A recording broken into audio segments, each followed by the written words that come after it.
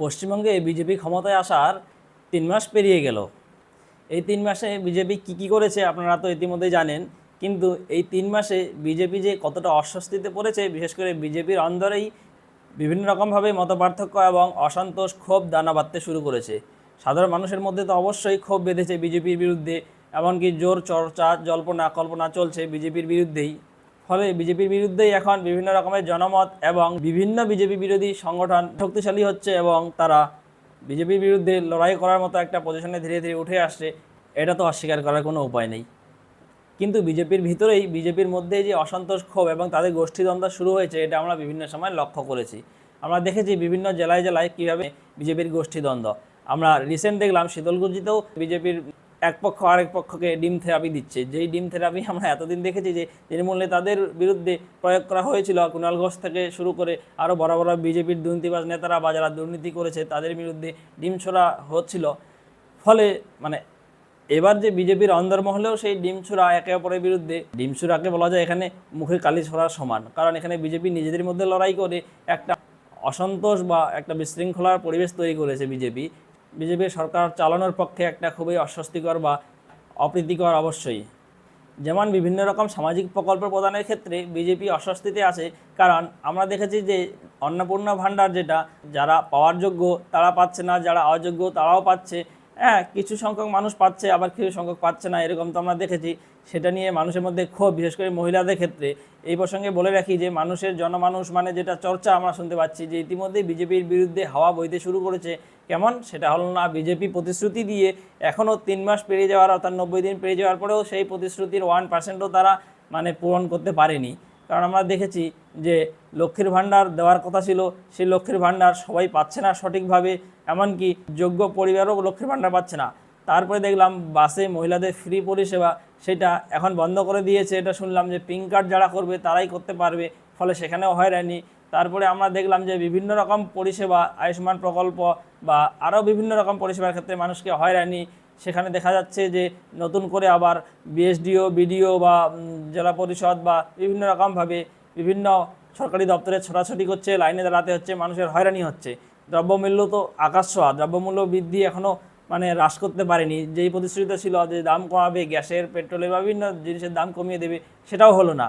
তারপরে আবার আমরা দেখতে পাচ্ছি যে শিক্ষার ক্ষেত্রে এখনও কোনো রকমের উন্নত হয়নি, কারণ আমরা দেখতে পাচ্ছি রাজ্যের স্কুলগুলিতে কতটা দুর্দশা এখনও চলতে আছে। 3 মাস পেরিয়ে যাওয়ার পরেও কোনো পরিবর্তন হয়নি। হ্যাঁ, অবশ্যই বলা যাবে না যে 3 মাসের মধ্যে ওরা পুরোপুরি দুর্নীতিমুক্ত করবে, কিন্তু না, তারপরেও একটা পদক্ষেপ তো আছে, সেই পদক্ষেপ এখনও নিতে দেখলাম না।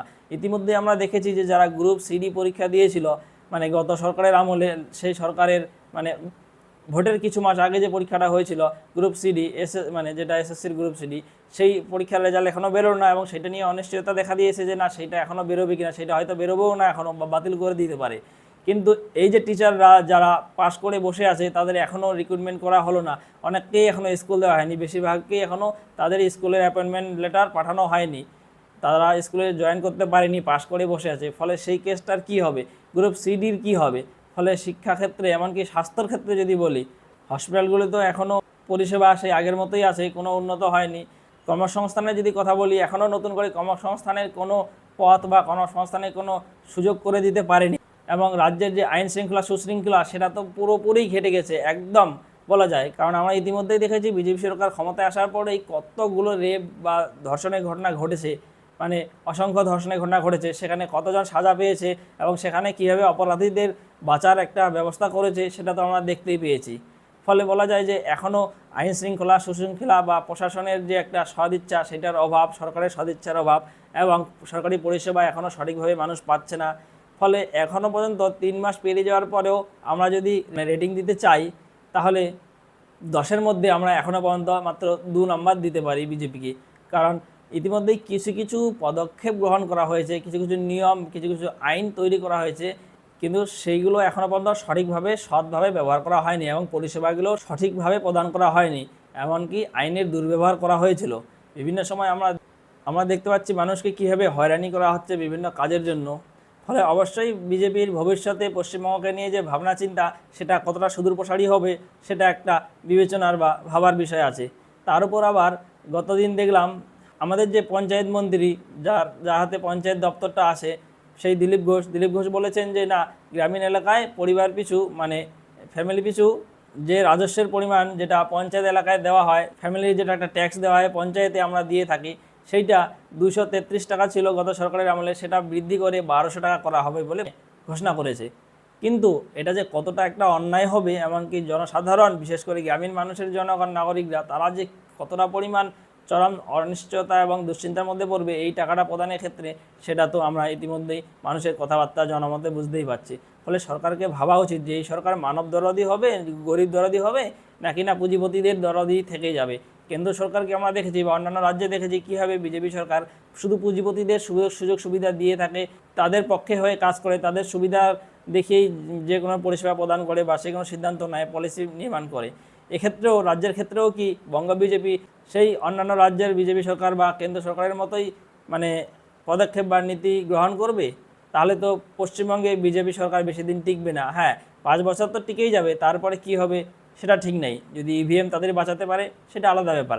যদিও আমরা ইতিমধ্যেই দেখেছি যে ইভিএমের ক্ষেত্রে সেখানে মানে এখন আর বিরোধীরা এটা বলতে পারবে না যে ইভিএম চুরি করে জিতেছে বিজেপি, কারণ আমরা দেখেছি বিহারের যে বাকিপুর সেখানে প্রশান্ত কিশোর জিতে গেল একটা হিউজ মার্জিনে, 18,953 ভোটে জিতে গেছে বিজেপির প্রার্থীকে হারিয়ে। এমনকি আরেকটা জায়গায় দেখলাম যে দাতিয়া বলে একটা আছে মধ্যপ্রদেশের, সেখানেও জিতে গেছে কংগ্রেস প্রার্থী। ফলে সার্বিকভাবে বলা যায় পশ্চিমবঙ্গে বিজেপিকে যদি সুদূরপ্রসারী চিন্তাভাবনা বা টিকে থাকা বা ক্ষমতা ধরে রাখার যদি একটা চিন্তাভাবনা করতে হয়, তাহলে অবশ্যই বিজেপিকে আরও বড়োভাবে ভাবতে হবে, মানুষের সুযোগ সুবিধার কথা, বিশেষ করে মহিলাদের কথা, এমনকি কর্মসংস্থানের কথা ভাবতে হবে। বিশেষ করে মোটামুটি 3টা জিনিস খুব গুরুত্বপূর্ণ পশ্চিমবঙ্গে টিকে থাকার জন্য। সেটা হলো যে কর্মসংস্থান 1 নাম্বার, 2 নাম্বার হলো ভালো শিক্ষা ব্যবস্থা, 3 নাম্বার হলো সুস্বাস্থ্য ব্যবস্থা। এই 3টা জিনিস যদি বিজেপি করতে না পারে, তাহলে বিজেপি পশ্চিমবঙ্গে 5 বছরের বেশি টিকতে পারবে না। মানে এই 3টার উন্নতি ঘটানো উচিত। কর্মসংস্থানের অভাব করা মানে বেকারত্বটাকে কমাতে হবে। বেকারত্ব তো 100% দূর করতে পারবে না, সেটা অবশ্যই সরকারের দায়িত্ব, করা উচিত, কিন্তু পারবে না, কারণ সেই সদিচ্ছা থাকে না কোনো সরকারেরই। ফলে যতটা সম্ভব দুর্নীতি, এমনকি এই যে বেকারত্ব, সেই বেকারত্ব কমানো। দুর্নীতি সব জায়গায় থেকে যায়, দুর্নীতিকে পুরোপুরি 100% নির্মূল করা যায় না। মানুষের মনে যেহেতু দুর্নীতি বা একটা দুর্নীতি করার মানসিকতা থেকে যায়, ফলে 100% দুর্নীতি মুক্ত করা সম্ভব নয়। কিন্তু বেকারত্ব তো দূর করা সম্ভব। বেকারত্ব দূর করা হোক, সুশিক্ষা প্রদান করা হোক, স্কুলের শিক্ষার মান উন্নয়ন করা হোক, শিক্ষক নিয়োগ করা হোক, এমনকি সুন্দর স্বাস্থ্য পরিষেবা প্রদান করা হোক, হসপিটালগুলো বিশেষ করে গ্রামীণ হসপিটালগুলোকে ভালোভাবে উন্নত করা হোক, এমনকি সেখানে সুচিকিৎসক নিয়োগ করা হোক। এই সমস্ত দিকগুলো যদি দেখে, বিশেষ করে পানীয় জল, রাস্তাঘাট এবং গ্রামীণ রাস্তাঘাট বিশেষ করে সেগুলো যেন দেখা হয়, গরিব মানুষের পরিষেবা যেন পায়। অনেকে রেশন কার্ড বাতিল করবে শুনছি, সেই রেশন কার্ড যেন যোগ্যরা রেশন পেয়ে থাকে, তাদের জন্য রেশন কার্ড বাতিল করা না হয়, এবং কোনো যেন যোগ্য ব্যক্তি সরকারি পরিষেবা থেকে বঞ্চিত না হয়, সেই দিকটা লক্ষ্য রাখতে হবে। কিন্তু বিভিন্ন সিদ্ধান্ত বিজেপির আমাদেরকে বা মানুষকে অবাক করছে। তারা কিসের ভিত্তিতে সেই সব সিদ্ধান্ত নিচ্ছে যেগুলো তাদের বিরুদ্ধেই জনমত তৈরি করছে, যেগুলো তাদের বিরুদ্ধেই বিভিন্ন রকমের আলোচনা সমালোচনা করছে জনগণ। এবং যারা ভোটের আগে বিজেপিকে সাপোর্ট করেছে, তারাই ভোটের পরে বা জয়ী হওয়ার 3 মাস পরে এখন বিজেপির বিরুদ্ধে মুখ খুলতে শুরু করেছে, কথা বলতে শুরু করেছে। ইতিমধ্যে আমরা সোশ্যাল মিডিয়া বিভিন্ন দেখেছি চ্যানেলে বা বিভিন্ন কন্টেন্ট ক্রিয়েটর যারা ভোটের আগে বিজেপি জেতার আগে বিজেপির পক্ষে, বিজেপির হয়ে বিভিন্ন রকমভাবে দালালি করে বা বিজেপির হয়ে বিজেপিদের ডিফেন্ড করে কথা বলে যাচ্ছে, তাদের হয়ে ভোট প্রচার করে যাচ্ছে। ভোটের পরে তাদেরকে দেখতে পাচ্ছি বিজেপির দোষগুলো ধরতে শুরু করেছে। এটা ভালো দিক, অবশ্যই ভালো দিক, কারণ ভোটের আগে যাদেরকে আমরা জিতিয়ে আনবো, তারা যদি ভোটের পরে সেই কাজটা না করে, তাদের বিরুদ্ধে কথা বলাটাই স্বাভাবিক। এটাই ডেমোক্রেসি, এটাই গণতন্ত্র। যদিও বিভিন্ন সময় বিজেপি সরকারকে দেখেছি আমরা মত প্রকাশের স্বাধীনতার বিরুদ্ধে কথা বলতে, তাদেরকে আটকাতে, বিভিন্ন রকমের কন্টেন্ট বা তাদের মতবাদ সেগুলো সোশ্যাল মিডিয়া প্ল্যাটফর্ম থেকে সরিয়ে দিতে, ডিলিট করে দিতে, বা বিভিন্ন সময় আমরা দেখেছি যে কীভাবে সরকারের বিরুদ্ধে কথা বলে তাদেরকে জেলে ভরা হচ্ছে, অ্যারেস্ট করা হচ্ছে।